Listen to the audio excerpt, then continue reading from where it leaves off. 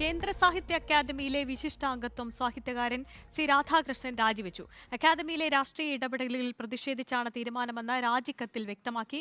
Academy പരിപാടി കേന്ദ്രമന്ത്രി ഉദ്ഘാടനം ചെയ്യുന്നത് ചരിത്രത്തിലാദ്യമാണെന്നും ഭരിക്കുന്നവർ വിചാരിച്ചാൽ ഭരണഘടനയെ തള്ളിയിടാൻ കഴിയുമെന്നും സി രാധാകൃഷ്ണൻ പറഞ്ഞു.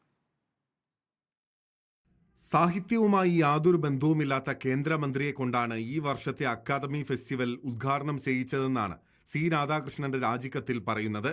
കഴിഞ്ഞ വർഷം ഒരു സംസ്ഥാന മന്ത്രിയും ഒരു ഉദ്യോഗസ്ഥനും അക്കാദമി ഫെസ്റ്റിവലിൽ പങ്കെടുത്തതിൽ എല്ലാ അംഗങ്ങളും പ്രതിഷേധം അറിയിച്ചിരുന്നു. ഇത്തരം പ്രവണതകൾ ഇനി ആവർത്തിക്കില്ല എന്ന് അന്ന് തന്ന ഉറപ്പ് ലംഘിക്കപ്പെട്ടു. ജീവിതത്തിൽ രാഷ്ട്രീയം ആവശ്യമാണ്, എന്നാൽ സാംസ്കാരിക സ്ഥാപനങ്ങളിൽ രാഷ്ട്രീയം കടന്നുകൂടുന്നത് അപകടകരമാണെന്ന് സി രാധാകൃഷ്ണൻ പ്രതികരിച്ചു. രാഷ്ട്രീയം നമുക്ക് ജീവിതത്തിൽ ആവശ്യമാണ്. രാഷ്ട്രീയ ഇടപെടൽ ഒരു സാംസ്കാരിക സ്ഥാപനത്തിനും പാടില്ല.